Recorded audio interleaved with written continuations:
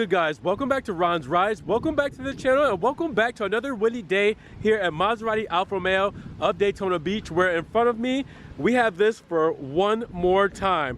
This specific spec of the 2020 Alfa Romeo Giulia Quadrifoglio.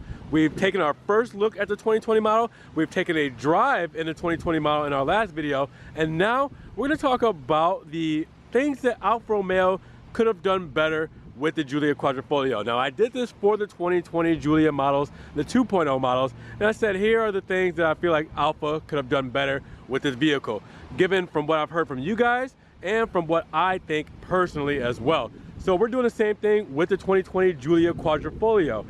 I mean, this car is pretty much damn near perfect, so a lot of the things you're going to hear from this specific car is going to be the same from the 2.0 model Giulias. That some things that were changed that I feel like Alfa probably shouldn't have changed, or they could have done better when they did change it. But there are a couple things that are, pertain specifically to the Giulia Quadrifoglio that you'll probably want to stick around for to hear, and you're probably going to want to argue with me in the comments below, saying how I am wrong about my selections. So let's start off by first saying, if you haven't seen a video of me driving this thing, man, make sure you go check that out.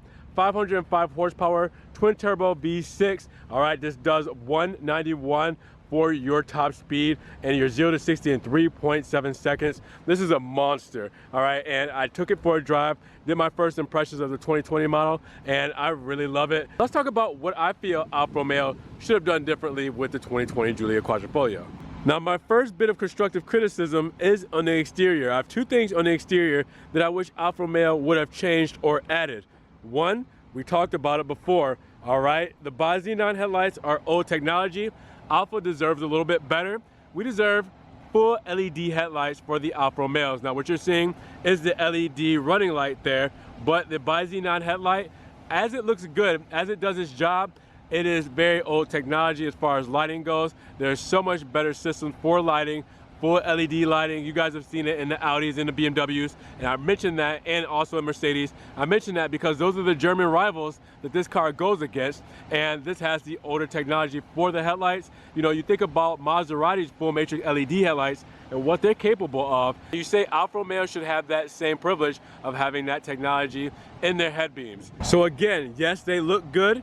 Yes, they function very well, but full LED is where it's at. I would love to see Alfa Romeo implement that lighting technology into their 2021 models, or into the full refresh coming in the 2022 models. You guys let me know if you agree with that one. Now, my second and last advice for constructive criticism on the exterior of the Alfa Romeo Giulia Quadrifoglio is wheel options. I actually love the 5-hole dark wheels, and I love them on the 2.0 models. But for the Giulia Quadrifoglio, I feel like they should have more than just this and the 19-inch Technical wheels. These 19-inch wheels for the 5 holes and the 19-inch for the Technicals fill out the wheel well just fine with your Pirelli P0 Corsa tires. You have your drilled rotors, all right, Brembos, and you have the Alfa Romeo script with the red caliper. It looks great.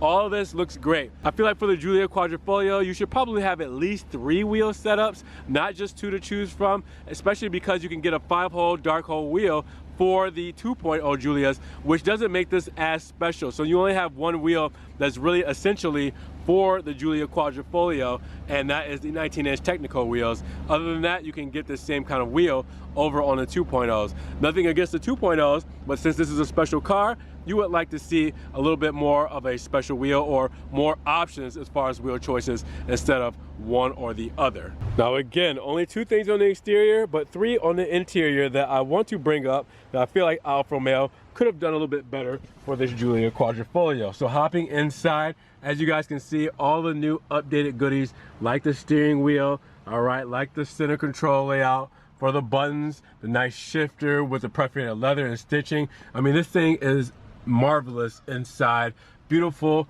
inside and out, but there are a couple of flaws, and the first one I'm going to bring up is the one that I mentioned in the 2.0 Giulia video as well, the cup holder layout.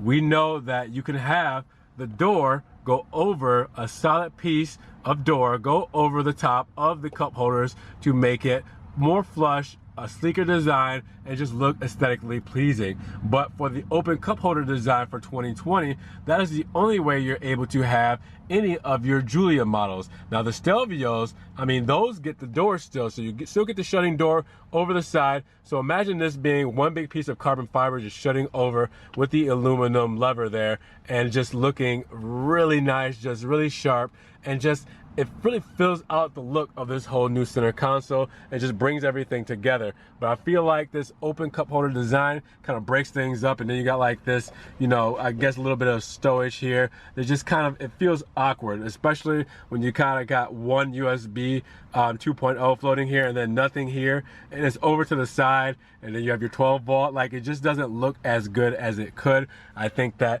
it kind of ruins the whole flow of this center console. Now, don't get me wrong, this is still a beautiful looking piece right here in the center. But again, you don't have the option to have the door. Some people might like the cup holders, but you took away the door and you don't get it back, and this is the only way you can have it. So again, a minuscule option for me, but I feel like little things go a long way. But I think you guys know what the next one's going to be. It's the new touchscreen. Alfa Romeo for 2020 has upgraded to a 8.8-inch touchscreen. First time they've done it. And as all is expected, it's going to be a little laggy, a little buggy for the first time around.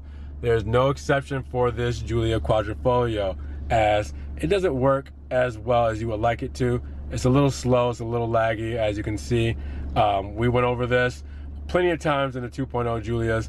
How well you want this to work is not how well it does work, but it's not as bad as some would think.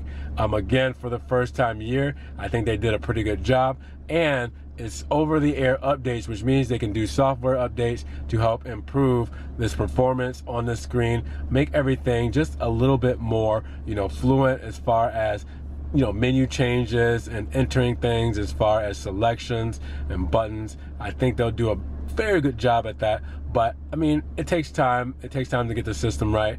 And you know, the touchscreen is supposed to be one of those things that is highlighted for the 2020 models over the previous model years. So when it doesn't work exactly to plan, you know, it kind of makes it, I guess, you know, 2 steps forward, 1 step back kind of thing. But if you don't want to use the touchscreen, you can always use the toggle here in the center, and this works fluently, and I mean, just as well as the old system did. There's nothing involved with this. You turn this, you press it, you you know, go back, you go forward, you toggle through, and it works fine. I mean, it's very fluent. I mean, how it's supposed to be. But with the touchscreen, like I said, it's, as you can see, it took a second to kind of go over for me. And you know, it may just take getting used to and being able to figure out the touch points and, you know, how you really can, you know, get things to work how you would want them to. As you can see there, I was trying to move down the favorites. It took a little second. Now trying to get rid of it, it lagged, you know, so it's just one of those things to where in time it will do quite well.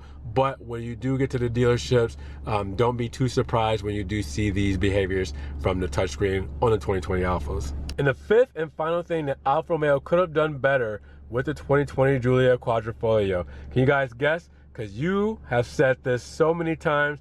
It is one major thing they feel that this car does not have, and that is a traction control off button, an individual button here in the center console that you would press and hold to turn the traction off. You see it in most vehicles these days, if not all vehicles.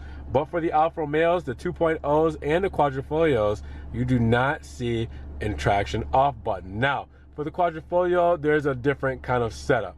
You can still do traction off, but it's not necessarily traction off.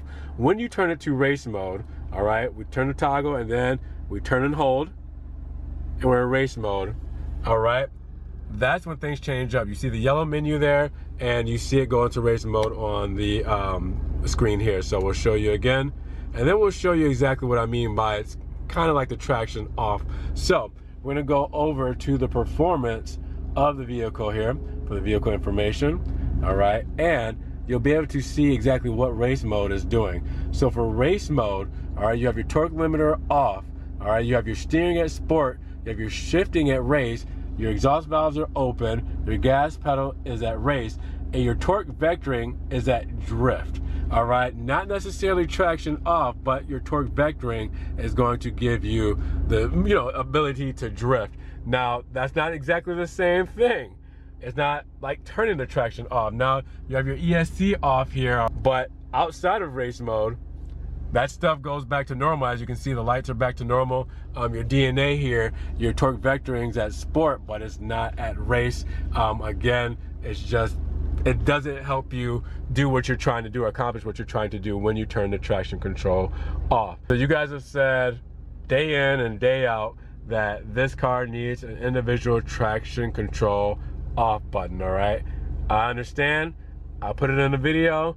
Let's see if you guys will argue with me on your own flaw of the Alfa Romeo Giulia in the comments below. Now guys, most would argue that those are things that you can live without, and I completely agree. This car is damn near flawless, and I wouldn't change anything outside of those 5 things I picked. Again, those are some things that I've heard you guys say, and then a couple small things that I feel like could have changed. But hey, if this car stayed exactly the same, I'd still get it in a heartbeat. But let me know in the comments below 5 things that you guys think that Alfa Romeo could have done better with this $78,000 Giulia Quadrifoglio for 2020. This thing is a beast. I mean, I can't exclaim that enough. And I really just, I mean, it's hard to hate it. It's hard to hate it because there's not much more that you could really do to this to make it better. But no car is perfect, so we had to find a couple of things that we felt like was constructive criticism. I had to team up with you guys on this one, and that's what we came up with.